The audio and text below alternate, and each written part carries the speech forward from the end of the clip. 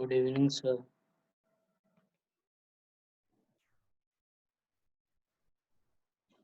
Good evening, guys. Good evening, sir. Good evening. Sir मैंने homework कर लिया, एक डाउट है। अभी डिस्कस करूंगा भाई।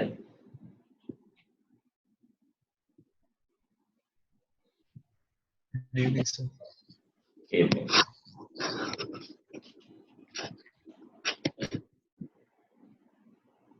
सर हाँ।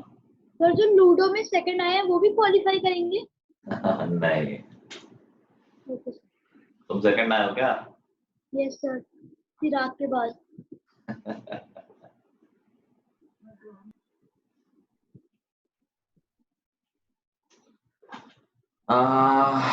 चलो कम है आज, क्या बात है।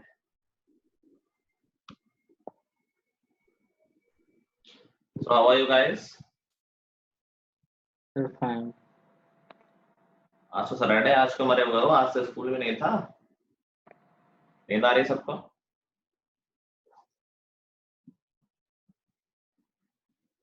बोलो यार, ऐसे क्लास नहीं होती है।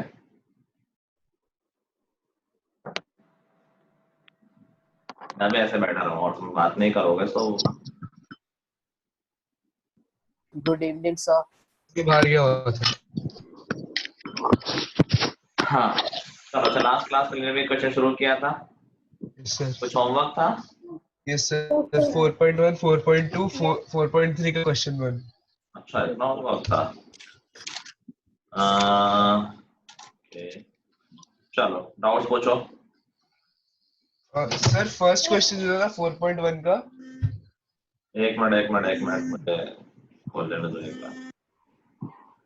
4.1 क्वेश्चन नंबर 1। हाँ सर उसमें मतलब स्टार्टिंग में थोड़ा डाउट हुआ पर फिर समझ आ गया। बताइए तो, क्या मतलब बताइए? उसमें वो मेरे आंसर देगा फिर समझ आया मेरे को।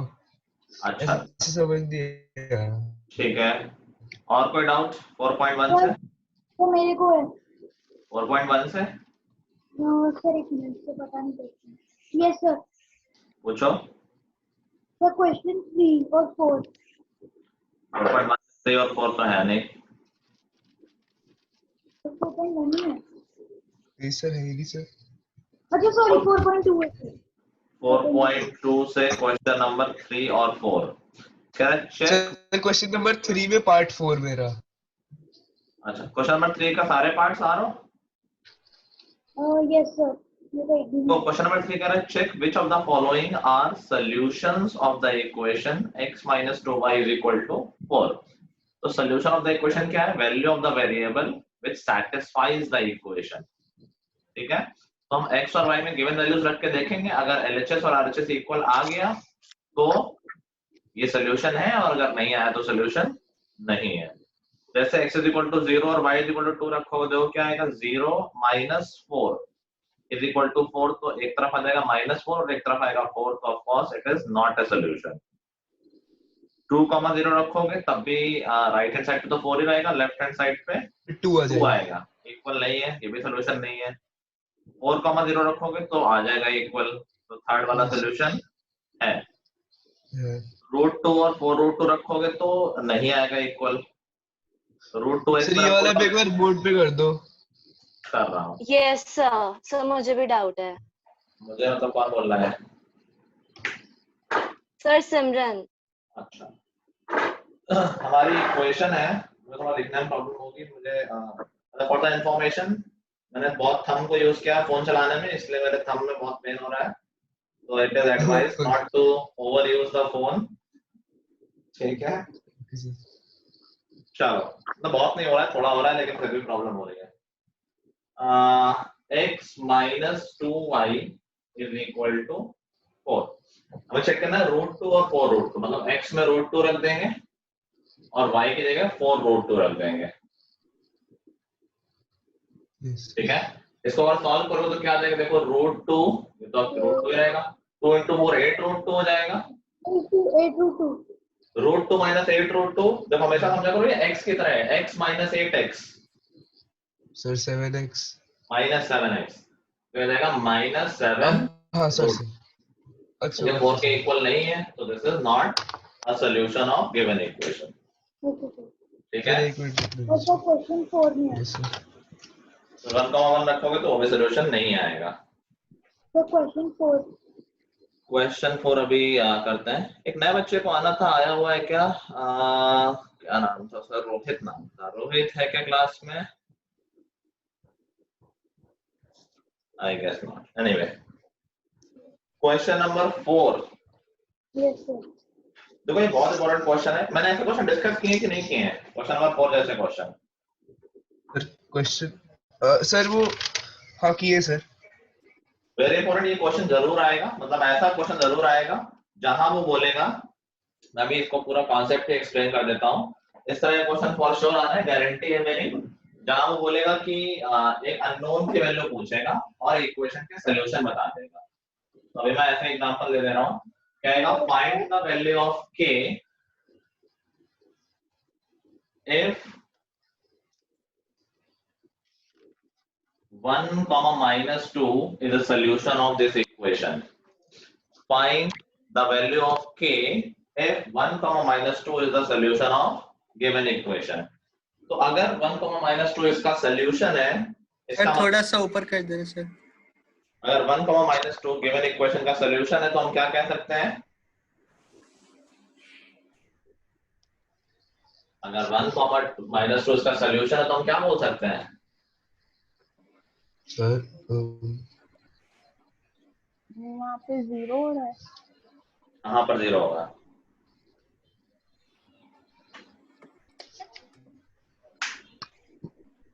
देखो मैथमेटिकल टर्म सीखा करो यार, वो कीवर्ड्स होते हैं साइंस सर में। 6 रूट है। 6 रूट है? नहीं नहीं नहीं, क्या बोल रहे हो? अगर 1 comma 2 minus 2 is the solution of this equation, में क्या solution क्या होता है? डेफिनेशन क्या है solution की? Value of variable satisfy the equation। क्या बोलेंगे कि 1 comma minus 2 will satisfy the equation। कि अगर मैं x में 1 डाल दूं और y में -2 डाल दूं तो लेफ्ट हैंड साइड और राइट हैंड साइड इक्वल हो जाएगा। ठीक है, x में 1 डाल दो 2, y में -2 डाल दो तो k into -2 this should be equal to 6। यहाँ से क्या आ जाएगा? -2k is equal to 4 and k is equal to -2। आपको समझ में आया? सर क्वेश्चन शायद वो नहीं है सर, एक सेकंड। मालूम है क्वेश्चन ये नहीं, मैं बता रहा हूँ किस तरह के क्वेश्चन बन सकते हैं इस कॉन्सेप्ट पे, और ये क्वेश्चन फॉर श्योर आएंगे। ठीक है, और कैसे पूछ सकता है? देखो अभी के यहाँ अननोन यहाँ पर लिया, हो सकता है अननोन यहाँ पर ले लो और एक क्वेश्चन बता दे। जैसे कहेगा कि फाइंड द वैल्यू ऑफ के if 2 comma k is a solution of this equation। पढ़ना वही है, find the value of k if 2 comma k is the solution of this equation। तो आप क्या करेंगे? सर x की वैल्यू तो 2 है x की पता है। वैल्यू 2 और y की वैल्यू में 2 के हो जाएगा फिर वो। 2k क्या होगा? क्या होगा ना? 3 ये x की वैल्यू, ये y की वैल्यू। सर तो 2 + 3 3k = 10। हाँ, ये जब भी कभी बोले सोल्यूशन है तो मतलब वो इक्वेशन में डाल दो उसको। सीधी बात, x में डाल दो 2, y में डाल दो k। तो 2 + 3k is equal to 10। तो 3k is equal to 8 and k is equal to 8/3। 8/3। ठीक है, इस क्वेश्चन को एक और लैंग्वेज में पूछ सकता है कि find the value of k if 1 -2 lies in the line representing the equation। ये भी उसने वही बात बोली, घुमा के बोल दी है। अगर 1 उस लाइन पे लाई करता है जो इस इक्वेशन से बन रही है, तो अगर लाइन पे लाई करता है मतलब सॉल्यूशन है जो लाइन पे लाई करते हैं, तो उसने उसको सॉल्यूशन ना बोल के दूसरी तरह से बता दिया तुम्हें कि वो इस लाइन पे लाई करता है। ये सारे एक ही तरह के क्वेश्चन है बिल्कुल। ठीक है, सॉल्यूशन बोले या लाइन पे लाई करता है बोले, दोनों एक ही बात है। लाइन पे सॉल्यूशन ही लाई करता है। अब देखो हमारा फोर्थ क्वेश्चन क्या है। फोर्थ क्वेश्चन कह रहा है find the value of k if x is equal to 2 and y is equal to 1 is the solution of 2x plus 3y is equal to k। कर लोगे हम? Yes sir. x 2 है y 1 है, डाल दो value. 4 + 3 is equal to k। तो k की value करना है क्या? तो इसमें इस क्वेश्चन में सिर्फ k का बस ऐसे ही वैल्यू निकाल देना है। आप फिर से बोलो, सुनाई नहीं दे रहा आंसर। सर जैसे सर ये 2x plus 3y है तो इसमें ना कोई सर फॉर्मूला से कुछ नहीं सर, ऐसे ही आएगा आंसर। हाँ ऐसे ही आएगा ऑफ कोर्स, सारे क्वेश्चन एक जैसे तो बताया मैंने। कॉन्सेप्ट समझो ना कि कोई पॉइंट अगर सोल्यूशन है किसी इक्वेशन का तो वो इस इक्वेशन को सेटिस्फाई करेगा, बस वो पॉइंट की वैल्यू x और y में डाल दो, बात खत्म। Okay sir. ठीक है, चलो फिर हमने 4.3 से क्वेश्चन नंबर 1 था। ग्राफ बनाना हमने सीख लिया था क्या? Yes sir. Yes, sir. sir. आज ग्राफ पढ़ाना है। तो 4.3 में कोई डाउट किसी को? No sir. No sir. No, sir. तो सर अच्छा, चलो तो फिर इस चैप्टर में एक चीज रह गई बस, एक पर्टिकुलर इक्वेशंस का ग्राफ और वर्ड प्रॉब्लम्स, वो हम आज ही कर लेंगे। फिर हम थोड़ा एडिशनल पढ़ेंगे अगली क्लास में, जो फाउंडेशन लेवल का है।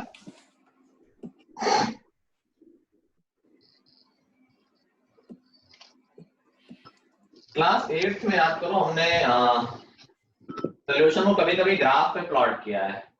जैसे मुझे प्लॉट करना हो x इज इक्वल टू 3, तो कैसे प्लॉट करोगे? x इज इक्वल टू 3 कहां पर आएगा? Sir x axis sir x को एक्सिस ओरिजिन पे से थर्ड 3 पॉइंट यूनिट्स पॉजिटिव की तरफ चले। ठीक है, x एक्सिस पे 3 यूनिट के डिस्टेंस पे वो मिल जाएगा x इज इक्वल टू 3।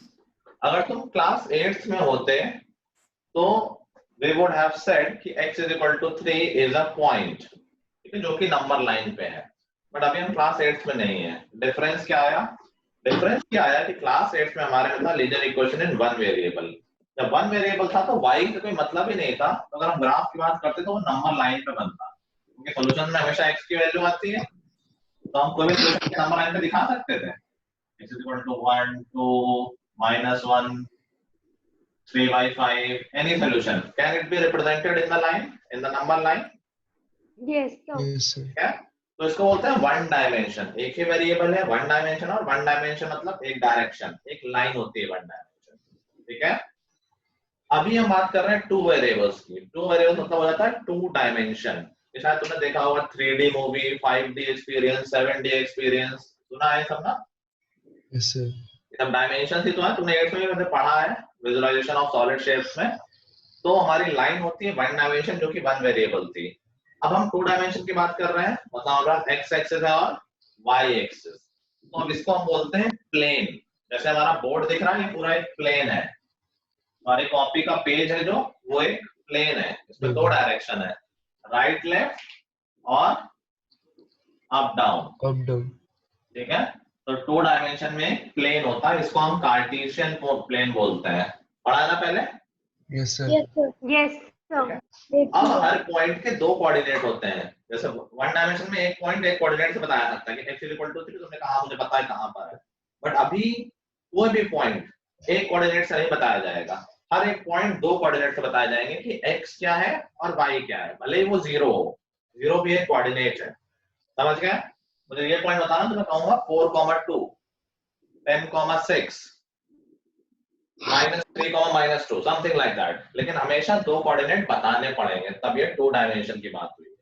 ठीक है, और ऐसे डायमेंशन होता तो तीन डायरेक्शन हो जाते हैं, राइट लेफ्ट, अप डाउन और आगे पीछे। जैसे हमारा रूम, हम हर तरफ मूव कर सकते हैं ना, ऑल्दो ऊपर नीचे मूव नहीं कर पाते, लेकिन उछल तो सकते हैं। बेसिकली फ्रीडम तो है ना, यस सर समझ गए? तो थ्री डायमेंशन स्पेस बनता है। Yes sir. अगर हमें थ्री डायमेंशन में कोई पॉइंट बताना होगा, then we would tell three coordinates कि x डायरेक्शन में क्या है, y डायरेक्शन में क्या है और z डायरेक्शन में क्या है। समझ गए बात?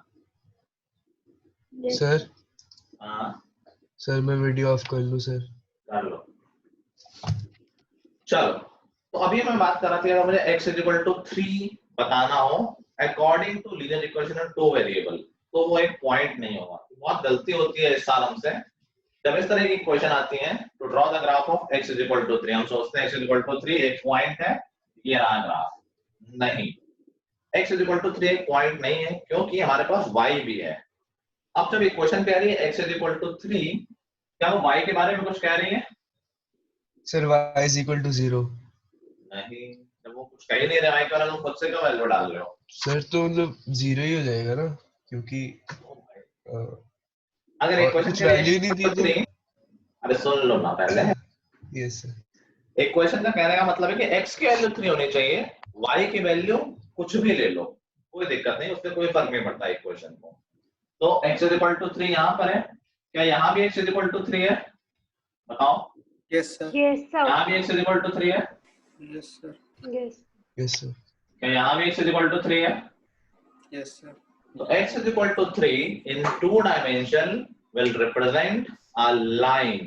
यहाँ पर देखो हर कोऑर्डिनेट पे, हर पॉइंट पे x की वैल्यू 3 है, y की वैल्यू कुछ भी हो, हमें कोई लेना देना नहीं, क्योंकि इक्वेशन कुछ है ही नहीं y के बारे में.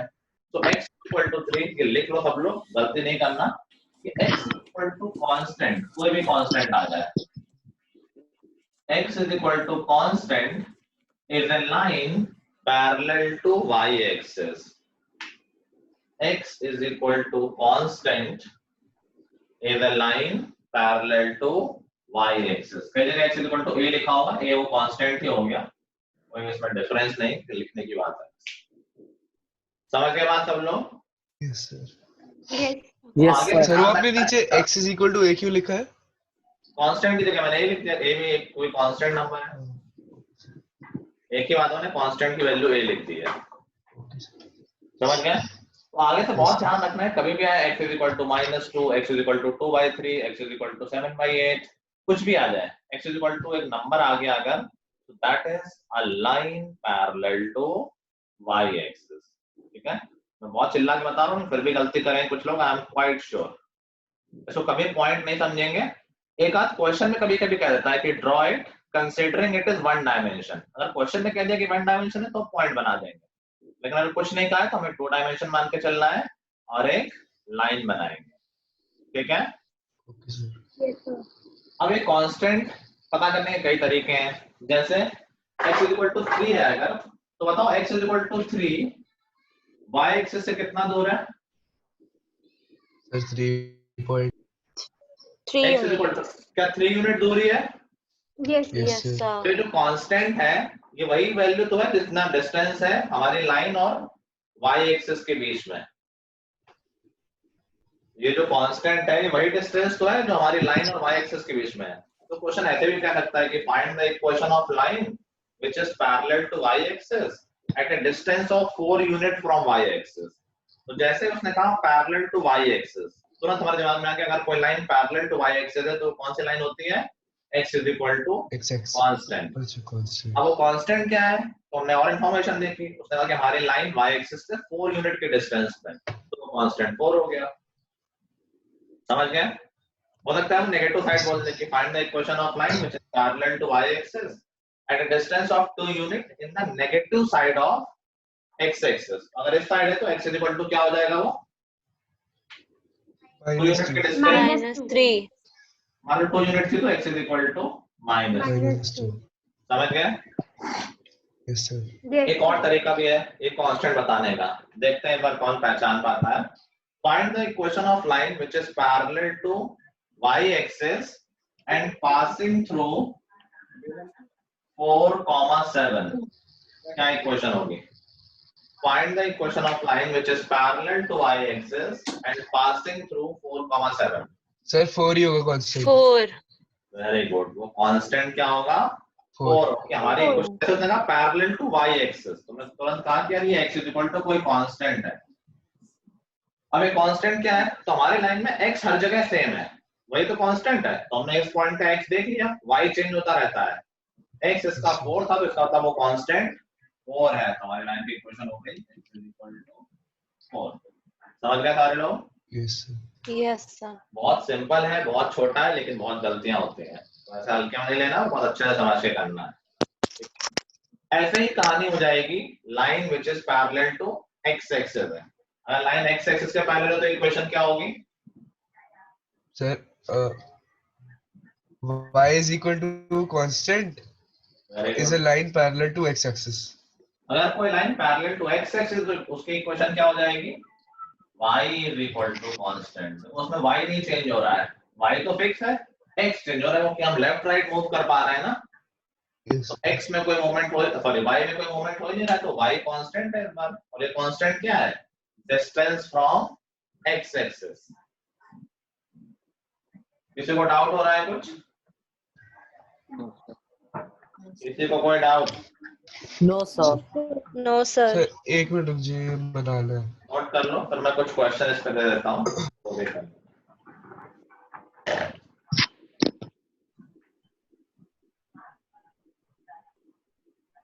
सर तो हमें ग्राफ बनाना होगा कि सिर्फ ये लिखना है कि x is equal to constant, तो क्वेश्चन पे कांस्टेंट की वाली लिखनी है। क्वेश्चन पे है, अगर उसने सिर्फ एक क्वेश्चन पूछी तो एक क्वेश्चन बना देना, ग्राफ पूछा है तो ग्राफ बना देना। Okay, sir.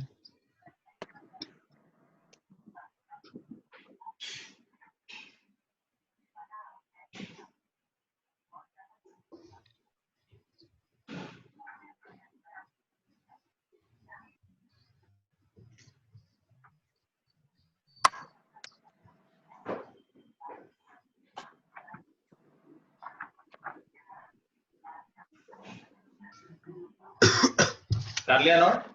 Sir, 1 Yes, minute sir.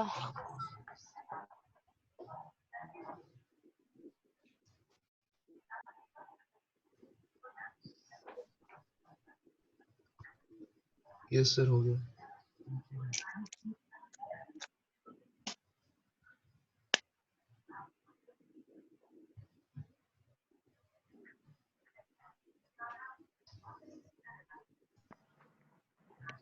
Test की तैयारी कुछ चल रही नहीं चल रही? कल टेस्ट है। यस सर, चल रही है। Yes, sir. ज्यादा लोगों को याद नहीं होगा, अच्छा कल टेस्ट है, किस सब्जेक्ट का है, किस चैप्टर का है? सर याद है।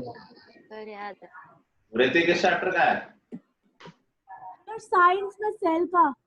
अच्छा अच्छा ठीक है, चलो ग्राफ बनाओ कुछ इक्वेशंस का।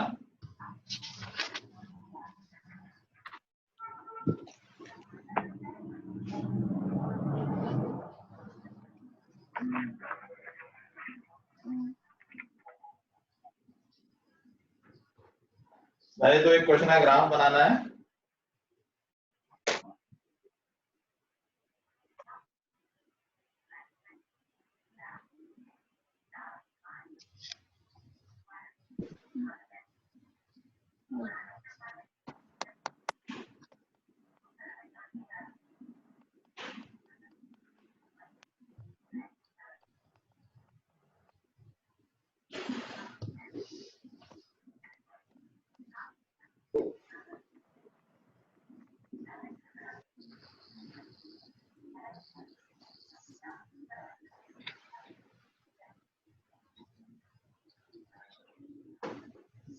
चलो 3 क्वेश्चन करो जल्दी से।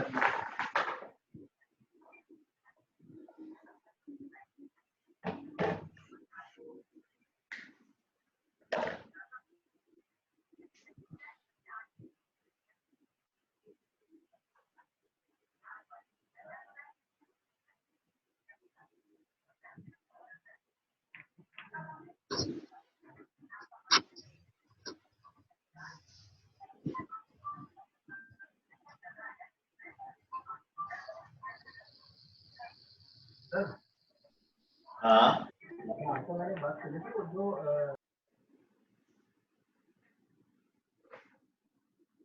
आवाज बिल्कुल नहीं आ रही मुझे, कौन कुछ बोल रहा है कोई?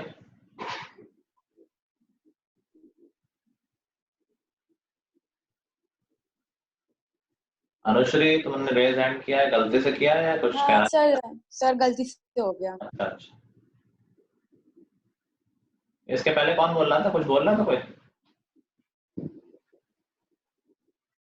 नहीं छोड़ो।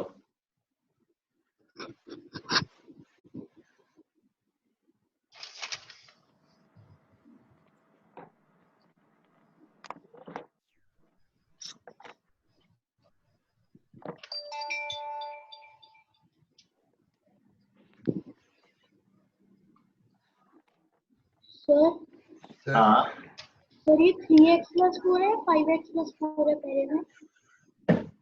3x+4 है भाई, इतना अच्छा लिखा हुआ है, क्या कंफ्यूजन है इसमें? सर दिख नहीं रहा है। चश्मा ठीक करो अपना।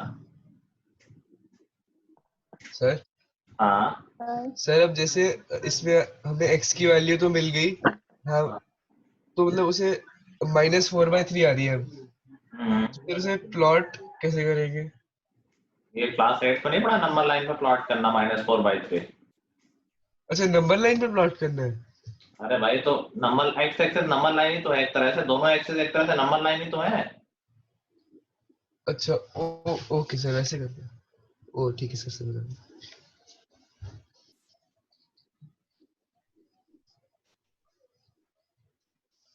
सर हाँ सर अगर नंबर लाइन पे ही करना है तो सर वो फिर दो वर्टिकल लाइन भी बनानी है तो नहीं नहीं, नंबर लाइन नहीं, दो नंबर लाइन है ना, एक्स और y axis. Basically number line भी तो उसमें नंबर भी तो लिखे हैं तुमने, लेकिन वो दोनों मिलके एक प्लेन बना रहे हैं ना, तो वर्टिकल बना लोगे तो एक प्लेन को। हाँ तो फ्रैक्शन को कैसे करेंगे? क्लास 8 में सीखा तो है फ्रैक्शनों करना है, पहले मिक्स फ्रैक्शन में लिखते हैं। रैशनल नंबर्स में नंबर लाइन के लिए सीखना है हाँ सर सर बस वर्टिकल में प्लॉट करना है। क्या? सर बस प्लॉट करना है। हाँ पहले दो में प्लॉट करना है, तीसरे में कुछ और पूछा गया वो निकालना है। अरे नहीं इस तरह से प्लॉट नहीं करो, एग्जैक्ट नहीं, ऐसे रफली लिख दो कि ये 4/3 है, कोई मेजर करने की जरूरत नहीं है ऐसे। अब 9th में तुम आ गए, यूजुअली इन सब क्वेश्चन में रफ ग्राफ प्लॉट करना होगा, तुम बस पॉइंट लिख दो, तुम्हारा पॉइंट लिखा सही होना चाहिए, एग्जैक्ट नहीं होना चाहिए। सर पॉइंट मिल गया, अब उसके पैरेलल बनाया है ना y एक्सिस के फर्स्ट वाले में। cos x equal to constant है तो क्या कैसा बनेगा? हाँ सर।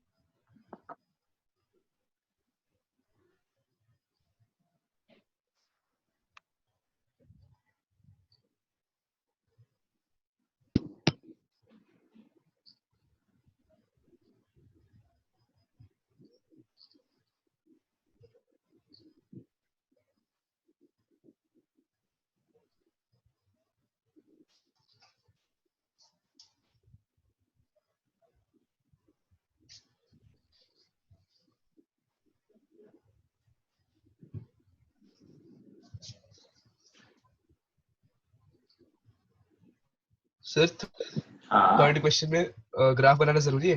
वो तो ऐसे ही आ जाएगा। जरूरी तो नहीं है, बट बना लो तो अच्छा रहेगा। Okay sir.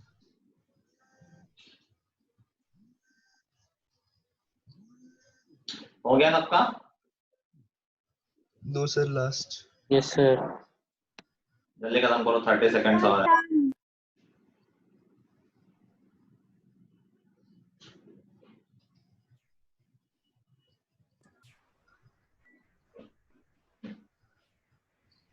सर हो गया। ओके एक मिनट।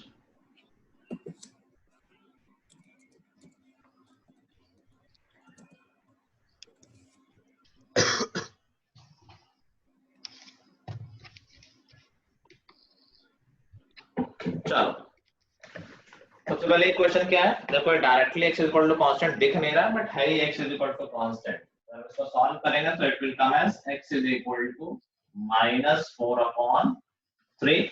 इसको अगर हम ग्राफ बनाएंगे तो कैसा बन जाएगा? x is equal to constant, it should be parallel to y axis. मैंने कहा यहाँ पर -4/3 है मान लेते हैं, वैसे प्लॉट नहीं करना है, वो लोग एक्यूरेटली करते थे, बस यहाँ पर बना दिया ग्राफ, ये हो गया x is equal to -4। Sir मतलब इसमें ऐसे नहीं करना कि पहले -1 बनाना है, उसके बाद उसमें डिवीजन करना जरूरत नहीं है, ऐसी जरूरत नहीं है कि अब कर दोगे तो कुछ गलत नहीं, बट जरूरत नहीं है, क्योंकि this is not about finding representing this fraction in the number line, this is about drawing the graph of line which should be accurate. Y is equal to 5/2, so this is a line parallel to x axis. ये पकड़ो x तो 1 2 5/2 कुछ यहाँ आ गया, यहाँ पर draw कर दी, ये हो गई y is equal to 5/2। सबका सही था? Yes, sir. Yes, sir. Yes, sir. Third का आंसर Sir, 8 units. 8 units. -2. नहीं, -2 नहीं सर आएगा। 8 एक second unit. Sir 8 8 unit. units. 8 is correct. देखो लाइन क्या है, distance between the lines x is equal to 3y है। x is equal to 3 यहाँ पर होगी, 3,0 से जा रही होगी, और x is equal to -5 इस साइड होगी।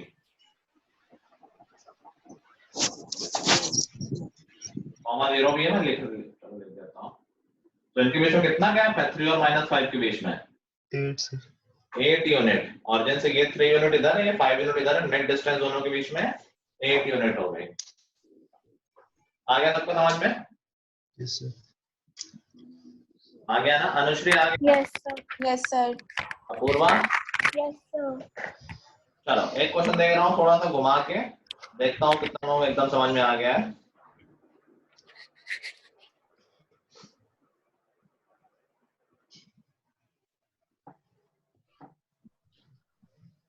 अच्छा, इसके पहले एक और बात, चलो से लिखो। Find the area of the region, find the area of the region formed by lines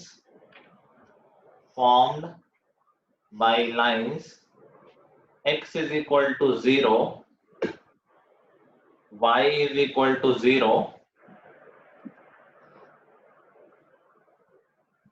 x is equal to 0, y is equal to 0,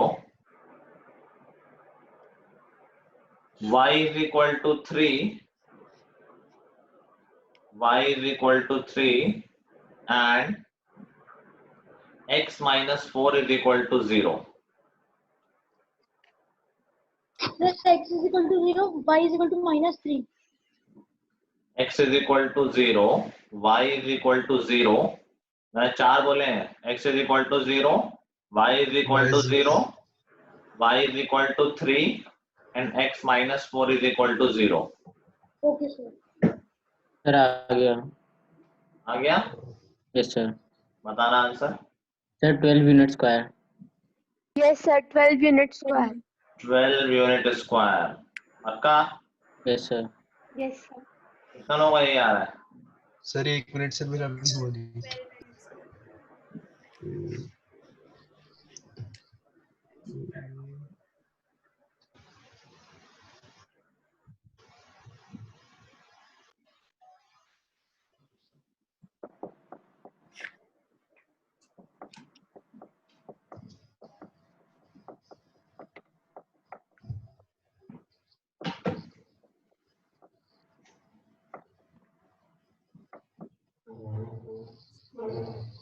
Vanika आया? Yes, sir. आ गया. तनिष्का? सर मेरे को नहीं है, आप करके दिखा दो। अदिति? नहीं, पिछली क्लास मिस की है क्या अदिति? Yes sir. पिछली क्लास में तुम नहीं थे क्या? नहीं सर, वो बार बार डिस्कनेक्ट हो जाता है। तो रिकॉर्डिंग सर मेरा नेटवर्क प्रॉब्लम होता है इसलिए। रिकॉर्डिंग देखी थी? नहीं सर। तो फिर कैसे समझ रही हो क्लास? तुमने लास्ट क्लास मिस की तो रिकॉर्डिंग देखनी चाहिए थी ना? नहीं सर, मैंने पिछली क्लास की सर मैंने अटेंड की थी, मतलब सब हो रहा था, पर 2-3 बार डिस्कनेक्ट हो गया था। पिछली क्लास में आती है अच्छे से? ग्राफ बनाना आता है? Yes sir, yes sir. चलो 12 जिसने आंसर निकाला सही निकाला है। देखो इसमें एक नई इंफॉर्मेशन मिली है हमें, x is equal to 0। x is equal to 0 क्या होगा पूर्वा?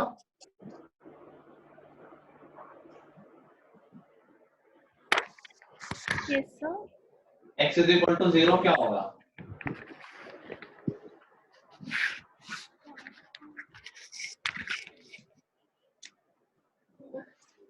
x इज इक्वल टू 0 क्या रिप्रेजेंट करेगा? So,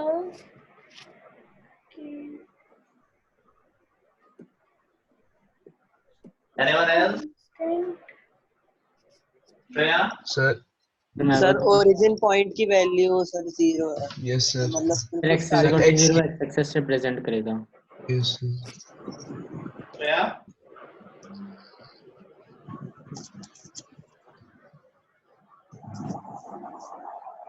सर वो पूरा एक्स रिप्रेजेंट करेगा। जल्दी बोलो भाई, कुछ पूछ रहा हूँ तुमसे।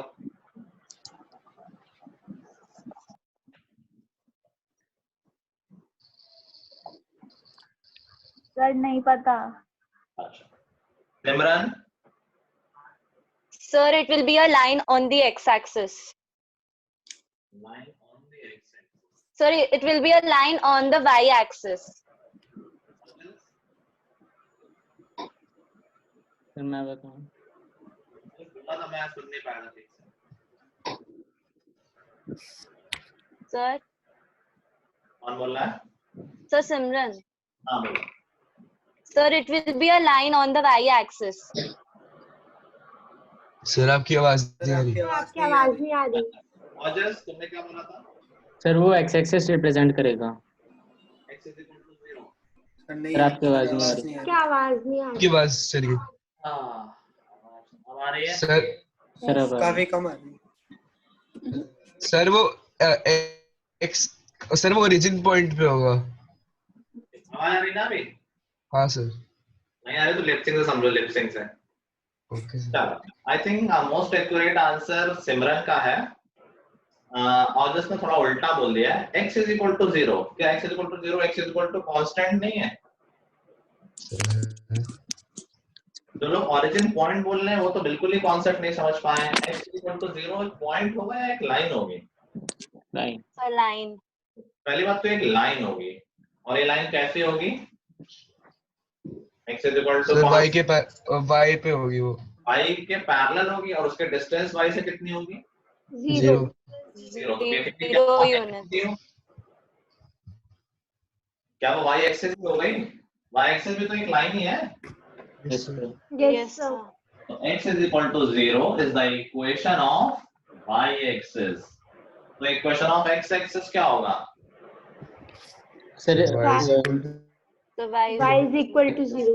y is equal to 0 and you can observe also, हम तो हमेशा ही कहते हैं यार x axis पे हर एक पॉइंट पे y 0 होता है तो y is equal to 0, y axis पे हर एक पॉइंट पे x 0 होता है x is equal to 0। ये भी तो लाइंस ही हैं तो इनकी भी तो इक्वेशन ही होगी ना इसी तरह की। फिर हमने बोला I guess y is equal to 3, जब y is equal to 3 हो गया और x minus 4 is equal to 0, that means x is equal to 4। तो ये हो गया x is equal to 4। कोई मुझे ये पॉइंट बता सकता है क्या? 4,3। 4,3। 4,3 वेरी गुड। क्योंकि इस लाइन पे हर एक जगह x तो 4 ही है और ऊपर लाइन पे हर एक जगह y 3 है, तो बेसिकली ये रेक्टेंगल ही तो बन गया। इसका एरिया पूछा गया है, रेक्टेंगल इसकी एक साइड 4 है और एक साइड 3 है, इसका एरिया हो जाएगा 12। सर एक मिनट सर ड्रॉ कर लो। लिख लो। सर x वहां पे कैसे 0 हुआ ऊपर? एक मिनट में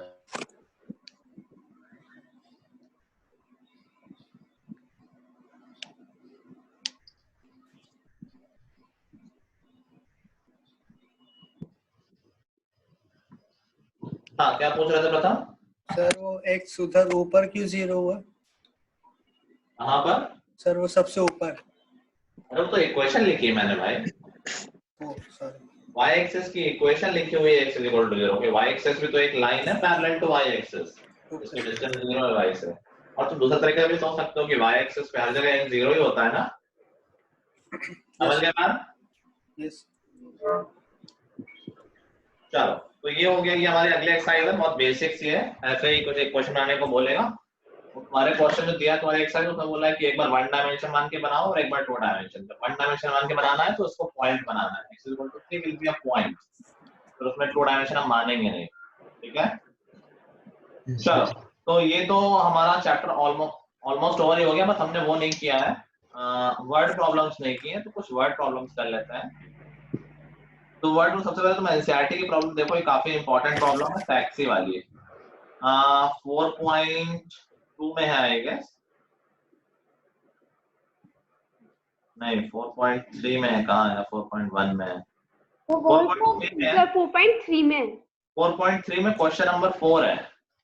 जिस जो भी नहीं वो सुन ले, मैं क्वेश्चन बोल रहा हूँ। The taxi fair in a city is as follows.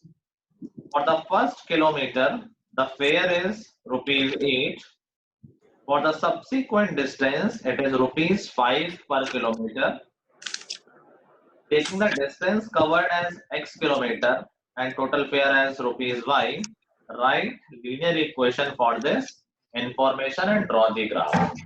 कह रहा है कि एक सिटी में टैक्सी का सिस्टम है, उसमें दो तरह के चार्ज लगते हैं. एक तो लगता है फिक्स चार्ज और एक लगता है डिस्टेंस के अकॉर्डिंग, किलोमीटर के अकॉर्डिंग. ठीक है, तो वर्ड प्रॉब्लम करने से पहले हम कुछ बातों का ध्यान रखेंगे, वो मेंशन कर देता हूँ. तुमने क्लास 8 में भी वर्ड प्रॉब्लम की थी, अभी 9th में भी कर रहे हो, 10th में भी करोगे. तो एक प्रोसेस है, वो इम्पोर्टेंट है. प्रोसेस में हमेशा ध्यान रखना होता है कि पहले तो सबसे पहले क्वेश्चन को बहुत अच्छे से पढ़ना होता है. इस प्रोसेस में कभी टाइम नहीं बचाना है. टाइम बचाने की और जगह होते हैं जहाँ तुम्हें कैलकुलेशन पास करनी होती है, स्क्वायर क्यूब टेबल ये सब याद होनी चाहिए. कोई क्वेश्चन पढ़ने में टाइम बचाने का सेंस नहीं है. अगर तुमने कुछ गलत पढ़ लिया तो फालतू पूरा क्वेश्चन गलत भी होगा, टाइम तो वेस्ट होगा ही होगा. तो सबसे पहले read the question very carefully. और ये इंपॉर्टेंट प्रोसेस है, ऐसा नहीं कि ये तो क्या लिखवा रहे हैं मैथ्स में. इसी स्टेप्स को फॉलो करोगे तो कभी गलती नहीं होगी. Read the question carefully. दूसरा स्टेप है फाइंड द अननोन्स. एक क्वेश्चन देखते ही तुम्हारा पहला पर्पस होना चाहिए, सॉरी क्वेश्चन पढ़ते ही क्या हम ये देखें अननोन क्या है. Find the unknowns. अभी तुम्हारे स्टेप में 2 वेरिएबल वाले इक्वेशन है तो हमेशा 2 अननोन्स होंगे, एक अननोन नहीं होगा. असाइन वेरिएबल, एक बार तुम्हें मिल गया कि हाँ अच्छा ये अननोन है, उनको वेरिएबल दे देंगे, एक को x और एक को y, और फिर बनाएंगे इक्वेशन. यानी क्वेश्चन देखते ही इक्वेशन बनाने लगे, फिर कंफ्यूज हो जाओगे कहां पर x था, कहां y था और क्या सिचुएशन थी. स्टेप बाय स्टेप करोगे तो गलती के चांसेस मिनिमम रहेंगे. ठीक है, नोट डाउन कर लेना और सुनते रहो क्वेश्चन क्या कह रहा है. अब अगर तुमने कभी यूजुअली दिल्ली में कभी कभार ऑटो वाले मीटर से चलते हैं, या तुमने मूवी में देखा होगा कि जब हम टैक्सी में बैठते हैं तो वो मीटर ऑन कर देता है, देखा है? Yes, sir. तो मीटर का सिस्टम क्या होता है टैक्सी में या ऑटो में? मीटर का सिस्टम ये होता है कि first if you are taking the taxi और auto you have to pay a minimum charge, उसको बोलते हैं फिक्स चार्ज. वो तो सिटी बाय सिटी डिपेंड करता है कितना होगा, लेकिन वो फिक्स चार्ज देना ही पड़ेगा, चाहे तुम बिल्कुल कम डिस्टेंस चलो या तुम बहुत ज्यादा चल लो. उससे डिसाइड मतलब और रेट डिसाइड किसी और तरीके से भी होगा, लेकिन एक फिक्स चार्ज है वो देना ही पड़ेगा. ठीक है, तो for example in this question it says there is a fix charge of ₹8 for 1 kilometre. इसका मतलब क्या है कि 1 किलोमीटर फिक्स चार्ज है ₹8. इसका ये मतलब है कि 1 किलोमीटर चलो या ना चलो, अगर 1 से कम भी चलोगे तब भी ₹8 ही देने पड़ेंगे. तो ये कहते हैं कि मैं आधा किलोमीटर चलूंगा और ₹4 दूंगा, ये वैलिड नहीं है. ठीक है, ₹8 फिक्स है अप टू 1 किलोमीटर. बात समझे तुम लोग? Yes, sir. उसके बाद लेकिन वेरिएबल है, उसके बाद क्या है कि हर किलोमीटर का ₹5 है. तो उसमें ऐसा है कि अगर उसके बाद आधा किलोमीटर चलोगे तो आधे रुपए देने, 5 के आधे. 3 किलोमीटर चलोगे तो 5 into ₹3 देने. फिक्स और वेरिएबल फेयर का मतलब समझ ले सब लोग? Yes, sir. क्लियर है सबको? Yes, sir. बाकी लोग Yes, sir. बहुत होंगे हो क्या? Yes, sir. ठीक है, तो क्वेश्चन क्या कहना है कि डिस्टेंस को ले लो x रुपीस, टोटल डिस्टेंस है x किलोमीटर, और फेयर को ले लो y रुपीस. ठीक है, तो बताओ इस x किलोमीटर में पहला किलोमीटर तो फिक्स है 1 किलोमीटर, तो 1 किलोमीटर के अलावा कितने किलोमीटर बचे total x kilometre? X minus 1. X minus 1. x minus 1. अगर ये 8 किलोमीटर है तो मैं इसको अलग अलग ब्रेक कर रहा हूँ 2 पार्ट में, एक तो पहला किलोमीटर और फिर बाकी रिमेनिंग किलोमीटर. मैं ऐसे बोल सकता हूँ x किलोमीटर को 2 पार्ट में से डिवाइड कर लेता हूँ, पहला किलोमीटर 1 किलोमीटर और फिर remaining x minus 1 kilometre. Yes, sir. Great. Sir समझ नहीं आया. हाँ नहीं आया. विदुषी जैसे क्योंकि पहले किलोमीटर के लिए कुछ अलग रूल है, इसलिए मैं 1 किलोमीटर को अलग कर लेता हूँ, बाकी बचे किलोमीटर को अलग कर रहा हूँ. जैसे अगर मैंने 10 किलोमीटर चला होगा तो मैं इसको ऐसे लिख रहा हूँ 1 + 9. Okay sir. ठीक है, तो अगर मैंने x चला तो मैं इसको लिख रहा हूँ 1 + x - 1. दोनों को ऐड करोगे x ही आ जाएगा, टोटल को x भी चलाना. इसको मैंने ऐसा इससे लिखा हूँ कि 1 किलोमीटर के चार्जेस फिक्स हैं। कितने हैं 1 किलोमीटर के चार्ज? 8 रुपीज। 8 रुपीज। इसके कितने चार्ज लगेंगे बचे हुए किलोमीटर के? तो 1 किलोमीटर के लगते हैं 5 रुपीज, तो 3 किलोमीटर के कितने लगेंगे? 15। 305 बोल सकते हैं क्या? Yes, sir. 1 किलोमीटर के 5, 3 किलोमीटर के 3 into 5, 7 किलोमीटर के 5 into 7 35। 7 into 5, 13 किलोमीटर के 5 into 13। x minus 1 किलोमीटर के 5x minus 5। इतना किलोमीटर और इंटू 5 कर दो। 1 किलोमीटर का 5 है तो इतने किलोमीटर का इंटू 5 यूनिटरी मेथड हो गया। समझ गए सब लोग? यस सर, सर समझ आ गया। Yes sir. Yes, sir.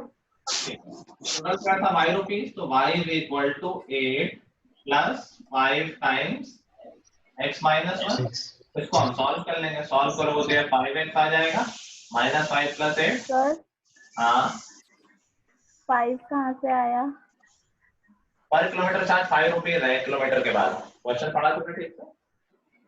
पहले किलोमीटर का चार्ज है 8, उसके बाद पर किलोमीटर चार्ज है 5 रुपीज। तो अगर x minus 1 किलोमीटर चलोगे तो उसमें कितने चार्ज देना पड़ेगा? सर ये टोटल फेयर है हमारा जो आया आंसर।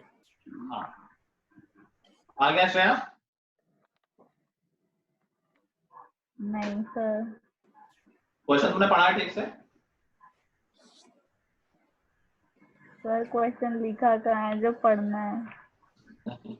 4.3 में फोर्थ क्वेश्चन है, सुन लो भी ध्यान से कि टैक्सी का रूल ये है कि फर्स्ट किलोमीटर के लिए चार्ज है ₹8 और फिर बाकी जितने किलोमीटर चलोगे उसमें पर किलोमीटर चार्ज है ₹5। आया सिचुएशन समझ में? Yes sir. ठीक है, तो पहले किलोमीटर के मैंने 8 रुपीज लिख दिए इसीलिए, और बाकी जो बचे हुए किलोमीटर थे मतलब x minus 1 बचे हुए किलोमीटर थे उसमें into 5 किया क्योंकि पर किलोमीटर 5 रुपीज था। ठीक है? Yes sir. ठीक है, तो इसमें ऐसा नहीं है कि अगर तुम जैसे 1.2 किलोमीटर चल दिए तो 2 किलोमीटर का पे नहीं करना है। 1 किलोमीटर का तो फिक्स है, फिर 0.2 का ही करना होगा। अगर कोई 7.3 किलोमीटर चला है तो उसको 7.3 का ही करना है। 1 किलोमीटर का 8 रुपीज और बाकी 6.3 का। ऐसा शुरुआत में ही सिर्फ फिक्स है कि अगर कम भी चलोगे तब भी पूरा पे करना पड़ेगा, लेकिन वो सिर्फ अप टू 1 किलोमीटर है। उसके बाद जितना चलोगे उतना पे करना है। आधा किलोमीटर चलोगे तो आधे का करना है, 1/4 चलोगे तो 1/4 का करना है। ठीक है? Yes sir. चलो, यहाँ पर एक इंपॉर्टेंट बात है, ऑल्दो तुम्हारे सिलेबस में तो कभी मेंशन नहीं होगा कि यहाँ पर हमने x को हमेशा क्या माना है? 1 से ज्यादा माना है, 1 किलोमीटर से ज्यादा, तभी ये क्वेश्चन वैलिड है। अगर 1 से कम किलोमीटर होंगे तो फेयर तो फिक्स ही है। यस सर, फिर तो 8 ही आएगा। फिर तो 8 रुपये आएगा, तो फिर वो लीनियर इक्वेशन नहीं आएगी। Yes sir. समझ गए सब लोग बात? तो ऐसा ग्राफ की मैं बात करूँ ना, तो this graph will be valid when x is greater than 8। देखना ये बहुत थोड़ा डीप है, आई डोंट नो तुम्हारे स्कूल में बताएंगे नहीं बताएंगे। 0 से लेके 1 किलोमीटर तक यहाँ पर इस इक्वेशन के हिसाब से ग्राफ नहीं बनाना है, क्योंकि तब तो चार्ज फिक्स है 8 रुपीज। यस ये हुआ ना 8 रुपीज, तो ग्राफ ऐसे बनेगा। y is equal to 8 fix है ना, fare is equal to 8 up to 1 kilometre. ठीक है, उसके बाद जब तुम ग्राफ बनाओगे तो ग्राफ ऐसे बनेगा। समझ गए? यस नहीं आया क्या? सर ग्राफ नहीं आ रहा। तो ग्राफ 8 रुपीज बोला है ना सर? हाँ, सर आपने 8 रुपीज बोला, पर अगर वो सिर्फ 1 किलोमीटर और चलता है, हाँ, तो ग्राफ नीचे जाएगा ना? अच्छा अच्छा। ग्राफ को बनाने के लिए हम इक्वेशन में 2 सॉल्यूशन निकाल लेते हैं। x को मैंने 0 ले लिया, y 3 आ गया, और x को 1 ले लिया, y 8 आ गया। ये ठीक है ग्राफ बनाने के लिए? Yes sir. ठीक है, यस सर। तो अगर मैं 2 पॉइंट ले लेता हूँ 0,3 और 1,8 और ग्राफ बना देता हूँ, ये बन गया ग्राफ। ये तो सब लोग बना लेते हैं। Yes sir. Yes sir. लेकिन बात क्या हो रही है कि ये इक्वेशन कम मालूम चल रही है, कब वैलिड है ये? जब हमने x को 1 से ज्यादा लिया है, तभी तो ये बनना। तब 1 से ज्यादा चलोगे तभी तो कहोगे कि 1 किलोमीटर चलने के बाद कितने किलोमीटर और बचे हुए हैं। हमने x को 1 से ज्यादा माना हुआ है यस सर। या हमने इसे x अभी को नहीं 1 से ज्यादा माना हुआ है? नो सर अभी नहीं। ठीक है, तो मतलब ये ग्राफ कब वैलिड है? जो हमने x को 1 से ज्यादा माना, मतलब x की वैल्यू 1 से ज्यादा है, मतलब यहाँ से ग्राफ स्टार्ट होना चाहिए। इसके पहले तो ये ग्राफ था ही नहीं, इसके पहले की तो बात है नेगेटिव, तो कोई मतलब ही नहीं है, इसका नेगेटिव थोड़ी ना हो जाएगी। और शुरू के 1 किलोमीटर के लिए फेयर फिक्स था। Yes sir. शुरू में क्या बताया, फिक्स चार्ज देना है, चाहे तुम 100 मीटर चलो, चाहे 200 मीटर चलो, चाहे 500 मीटर चलो। इससे तो ग्राफ कैसे आएगा? y = constant. शुरू के 1 किलोमीटर में तो y = कांस्टेंट है ना? Yes sir. समझ पा रहे हो सब लोग? Yes sir. 1 किलोमीटर के बाद इस तरह का ग्राफ है, इस तरह की इक्वेशन है, उसके पहले तो ये कांस्टेंट था। Yes sir. क्लियर है? किसी को डाउट हो फिर से पूछ लो।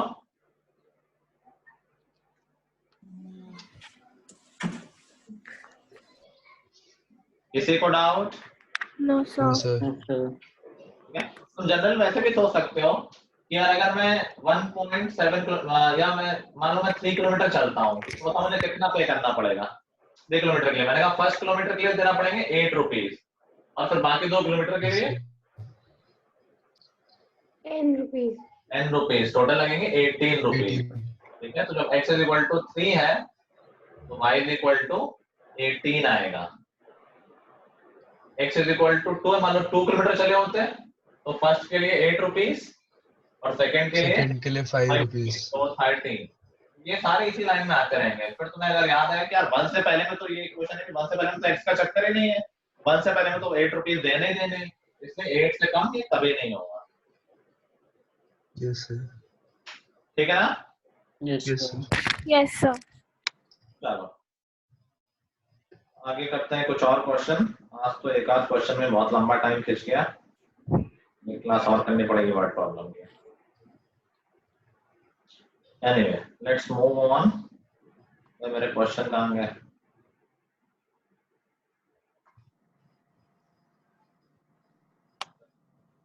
चलो question, cost of a pencil,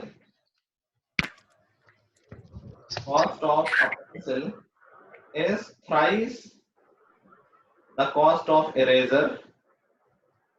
Cost of pencil is thrice the cost of eraser. Represent this situation with the help of linear equation in two variables. Represent this situation with the help of linear equation in two variables.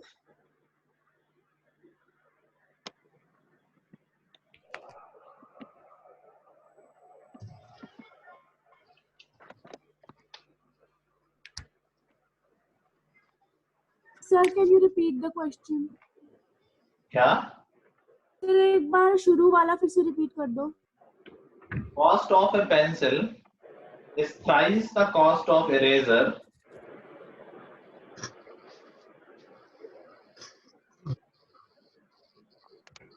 Represent the situation in the form of linear equation in two variables. Sir, x minus 3y is equal to 0.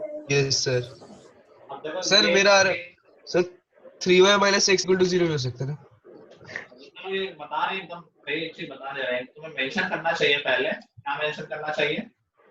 Sir कि x क्या और y क्या है? Very good. तो बताओ x और y क्या है? हमें थोड़ी sir y sir y eraser है? नहीं नहीं। y इरेजर है और x पेंसिल है और वो So let the cost of pencil be x and let the cost of eraser be y. Yes. Equation आप बताओ। सर पेंसिल x है, इरेजर y है, तो x minus 3y is equal to 0. Is equal to 0. ठीक है। Pencil क्या है? Pencil क्या है? किसी को कुछ मान लो। X.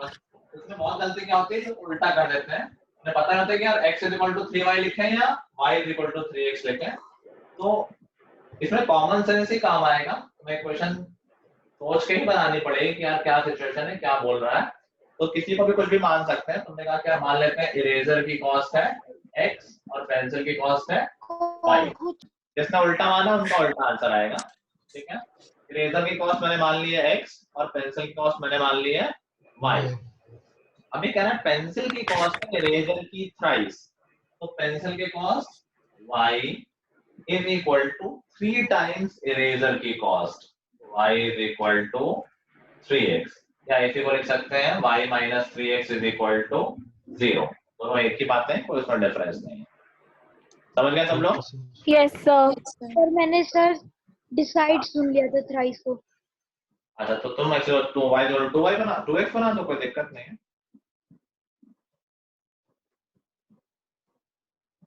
सर क्या? पर अगर सिर्फ इक्वेशन सेटिस्फाई करनी हो तो 3x minus y is equal to 0 भी तो हो सकता है। अगर तुमने पेंसिल को x माना है, इरेजर को y माना है, तो 3x minus y is equal to 0 हो जाएगा। नहीं सर, अगर जैसे हमें पता है कि अब हम मान लेते हैं जैसे इरेजर की कॉस्ट है 1, ऑर्डर चेंज कर दो कि यहाँ तो दोनों साइड है, पूरी इक्वेशन माइनस से मल्टीप्लाई कर दो, तो 3x minus y is equal to 0 हो जाएगा। एक ही बात, सब एक ही बात, ठीक है। Yes sir.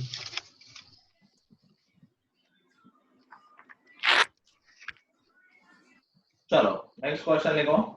If the length of a rectangle is decreased by 3 units, if the length of rectangle is decreased by 3 units and its breadth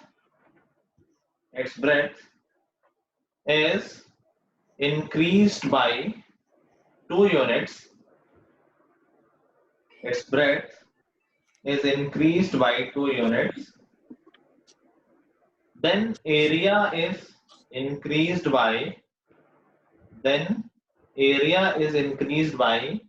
7 units. So can you repeat?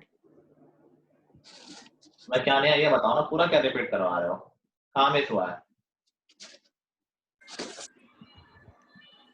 Sir area कितना increase हुआ है? 7 units. Represent this situation with the help of a linear equation in 2 variables. हमने worksheet अभी कुछ नहीं की ना? Sir अभी वर्कशीट आ गई है? मैंने वर्कशीट शेयर की कि नहीं की है? नहीं सर, आपने नहीं की सर। नहीं सर। आ गया करो ना। मैं अभी दे रहा हूँ वर्कशीट, क्योंकि एक क्लास और लगेगी, तब तक चलो हम ये काम ही खत्म कर लेंगे अपना।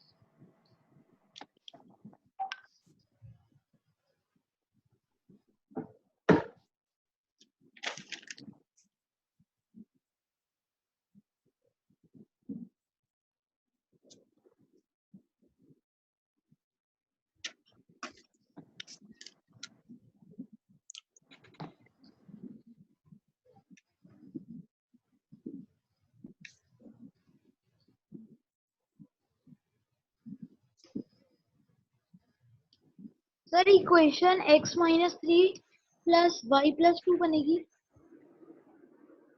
3 और 2 अगर सिंपलीफाई होता है, सिंपलीफाई करो, स्टैंडर्ड फॉर्म में लिखो, सॉल्व आउट करके पूरा। Sir x plus y plus 1 is equal to 7। x plus y plus 1 is equal to 0। मुझे लगता नहीं कि ऐसी इक्वेशन बननी चाहिए। Sir 7 is equal to 7। हाँ, ये डोंट थिंक कि x प्लस y आना चाहिए। तो सर x प्लस y 6 आएगा फिर, अगर 1 को भी सिंपलीफाई कर आई दिया। डोंट थिंक कि x और y आएगा, कोई कोएफिशिएंट भी आने चाहिए। अच्छा,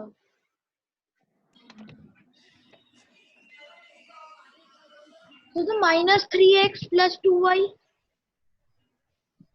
माइनस ऐसा कुछ आएगा, तो तुम क्या तुक्के मार बैठे?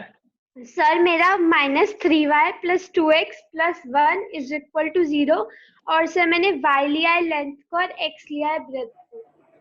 आई थिंक सही होना चाहिए। सर मैंने उसका उल्टा किया है। सर मेरा आ रहा है x minus 3 into y plus 2 is equal to xy minus 3y plus 2x minus 6 plus 7. क्या कर रहा हूँ ये? और सॉल्व कौन करेगा इसको? सिंपलीफाई करके लिखो ना, ये लेना सर इक्वेशन सॉरी लिखना है। सर एक मान लेते हैं कि इसकी लेंथ है x और ब्रेड्थ है y, तो एरिया ऑफ रेक्टेंगल क्या हो जाएगा? XY xy एरिया हो जाएगा। अब नई सिचुएशन क्या है? कह रहा है कि अगर लेंथ को रिड्यूस किया गया ना, आई थिंक 3 यूनिट से, यस सर लेंथ हो गई x minus 3 ब्रेड्थ हो गई y y प्लस 2, plus 2 इनका प्रोडक्ट हो जाएगा equal to 7 XY plus 7. अभी यहाँ पर छोड़ दिया ना, सर अब क्या आपकी आवाज minus plus 2x minus 6 is equal to xy plus 7. xy और xy हो जाएगा cancel, Yes, sir.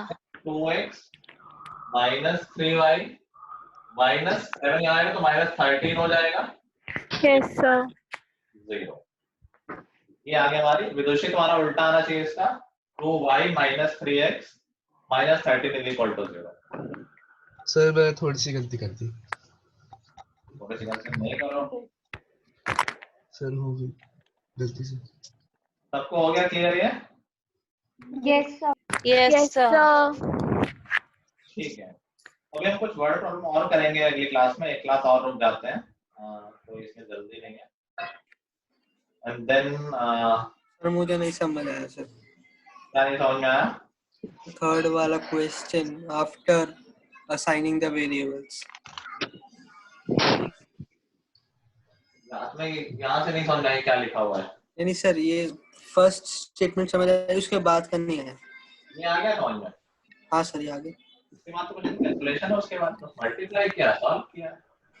Okay sir, x और xy कैंसिल हुआ है बस, और कुछ 2x को पहले लिख दिया मैंने, 3y को बाद में लिख दिया है। ओके सर, 6 यहाँ पहले से था, 7 को भी यहाँ ले आए तो माइनस 13 हो गया। ओके सर, ठीक है, यस सर, yes sir तो अभी Yes, sir. ऐसा करेंगे, होमवर्क में हम लोग पहली बात तो पूरी एनसीईआरटी खत्म कर लेंगे। पॉलिनोमियल पॉलिनोमियल कहाँ से आ गया? और लीनियर इक्वेशन। हाँ ऑब्वियसली, तो एनसीईआरटी में कुछ खास बचा नहीं है। अगले एक्सरसाइज में बहुत ही 1-2 क्वेश्चन है, एकदम वो 2 मिनट की है, तो और ये वर्कशीट पूरी कर लेंगे अपनी, 15 क्वेश्चन है इसमें। ओके ठीक है, वैसे भी सब कुछ खत्म करके आएंगे तो अगली क्लास में डाउट भी ले लेंगे और कुछ प्रैक्टिस और कर लेंगे, उसके बाद हम नया चैप्टर शुरू करेंगे। सर ओके सर हाँ सर बोलो। सर वर्कशीट है और पूरी एनसीईआरटी है यहाँ सब कुछ खत्म करना सर, थोड़ा ज्यादा नहीं है, टेस्ट भी है कल। ज्यादा नहीं है क्योंकि एनसीईआरटी में कुछ बचा ही नहीं ना तुम्हारे यहाँ। पूरी एनसीईआरटी कहने में ज्यादा लग रहा है कुछ नहीं उसमें। सर वर्कशीट तो 4.3 tough क्वेश्चन होगी। 1 तक कर लिए। हाँ सर वर्कशीट भी टफ होगी। नहीं तो 4.3 में सिर्फ 8 क्वेश्चंस हैं, तो 7 क्वेश्चन इसके रह गए। 4.4 में कुछ नहीं है, यस सर 4.4 ओरली हो जाएगी, तो सिर्फ एक एक्सरसाइज और वर्कशीट है। सर वर्कशीट तो टफ होगी। नहीं सब कुछ नहीं है। सर नेक्स्ट चैप्टर कौन सा स्टार्ट करेंगे? नेक्स्ट कोऑर्डिनेट खत्म कर लेंगे अगले हफ्ते, वो एक क्लास का ही है मैक्स में। Okay sir Okay, sir. ठीक है, ओके सर चलो, तो we are going very good with very good speed. साथ साथ पढ़ते रहना और काम खत्म करते रहना, सिलेबस अपना जल्दी ओवर हो जाएगा। ठीक है, okay sir ओके सर चलो, तो that's all for today. thank you sir Thank you, sir. Bye, sir. Thank you sir, thank you sir. Sir आपकी आवाज चली गई। तो क्या आवाज का है? हाँ सर आ गई। ठीक है। thank you sir bye sir Thank you, sir. thank you sir